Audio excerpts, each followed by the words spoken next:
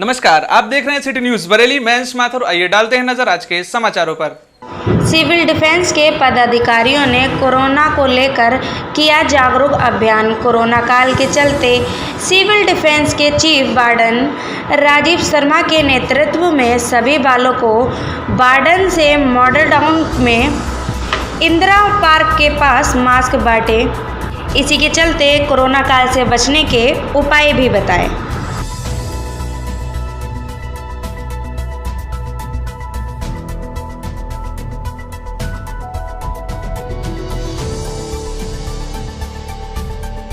राजीव शर्मा मेरा नाम है। क्या कहना चाहते हैं सर? ये कहना चाहते हैं कि हमारा लगातार जो एक जागरूकता का क्रम और मास्क बांटने का क्रम, सैनिटाइजर बांटने का क्रम जो चला आ रहा है, उसी क्रम में आज हम लोग मॉडल टाउन की पोस्ट से यहाँ पर आए हैं।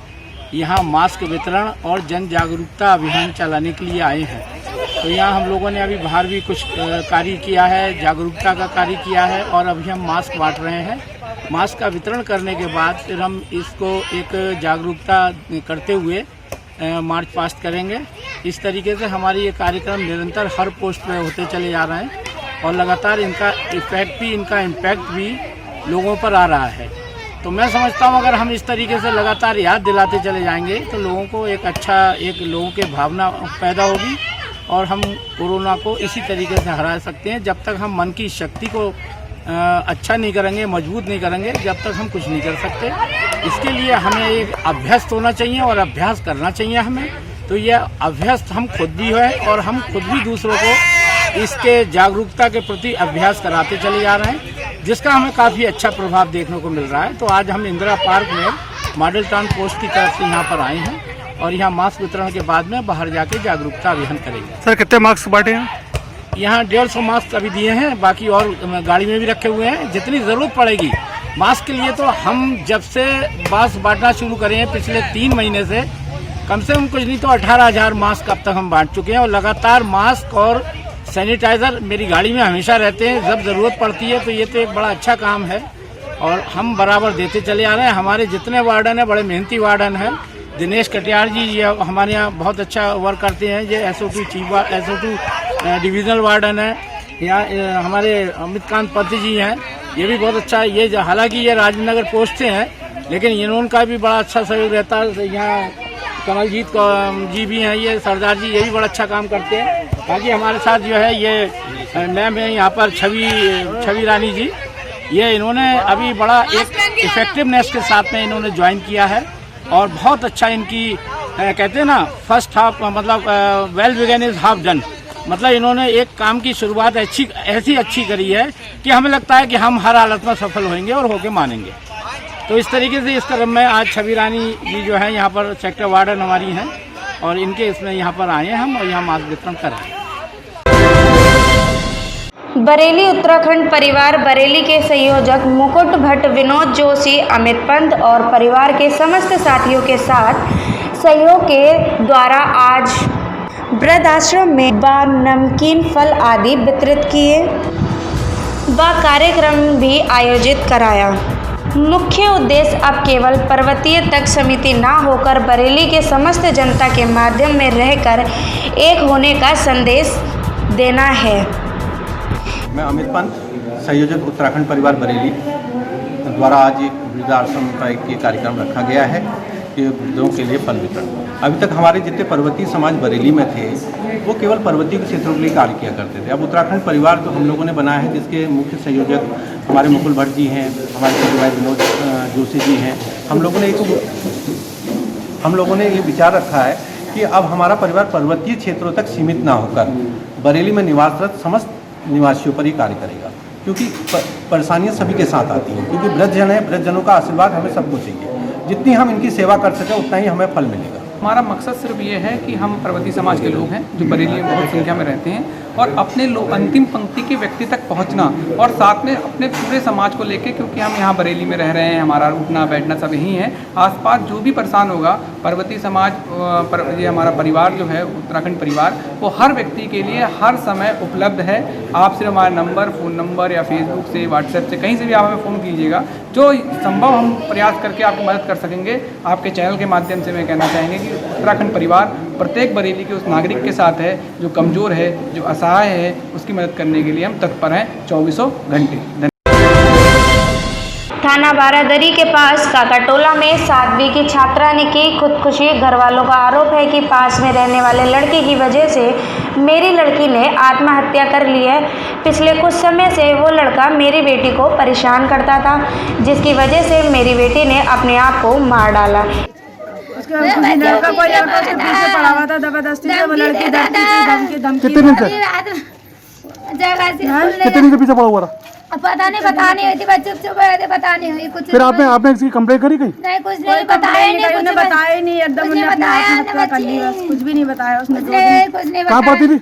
जवाहर स्कूल में पढ़ती थी। कौन सी क्लास में? 7वीं क्लास में। अच्छा, जब लड़का पकड़ गया? नहीं, अभी पकड़ा नहीं आया, लड़का भागा हुआ, कंप्लेन करा दी उस लड़के। कहाँ रहता हूँ? ये लड़का पीछे रहता है। क्या नाम है उसका? आलम नाम है उसका। पापा का नाम उसका?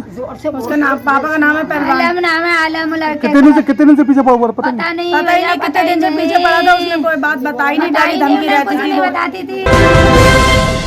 जिला नगरीय विकास अभिकरण ढूंढा बरेली द्वारा प्रधानमंत्री आश्रय योजना के अंतर्गत लॉटरी माध्यम के पात्र लाभार्थियों को विधायक डॉक्टर अरुण कुमार द्वारा 40 लोगों को मकान में चाबी सौंपी गई।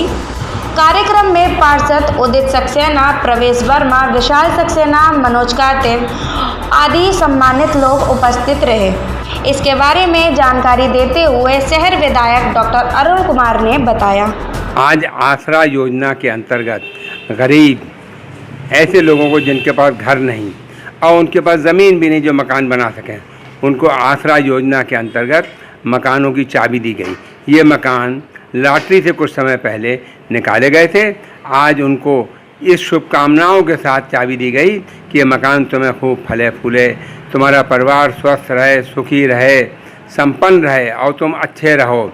ये मोदी और योगी हैं जिन्होंने गरीब की गरीबी को समझा और ये भी ज़रूरत समझी कि हर एक के सर पे छत होना चाहिए, और उन्होंने इसके लिए ये मकान दिया। जिनके पास ज़मीन नहीं उनको मकान बना के दिया ताकि वो उसमें रहें, उनका परिवार उसमें रहे। और आज करीब 50 लोगों को मेरे ख्याल से चाबी दी गई और ये कार्यक्रम हुआ।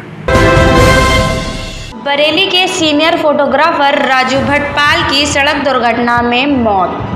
पिछले काफ़ी समय से senior photographer Raju Matpal photography का कार्य करते आ रहे हैं। शनिवार को फोटोग्राफी के कार्य के लिए काशीपुर गए थे। लौटते समय उनकी बाइक एक बड़े वाहन से आकर टकरा गई, जिससे उनकी मौत हो गई।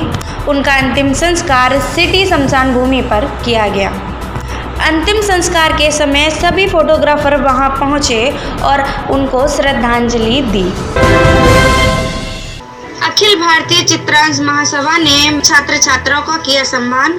अखिल भारतीय चित्रांश महासभा द्वारा 7वां मेगा छात्र अलकरण समारोह दिनांक 27/9/2020 को कोविड-19 को ध्यान में रखते हुए फेसबुक पर लाइव के माध्यम से प्रसारित किया गया।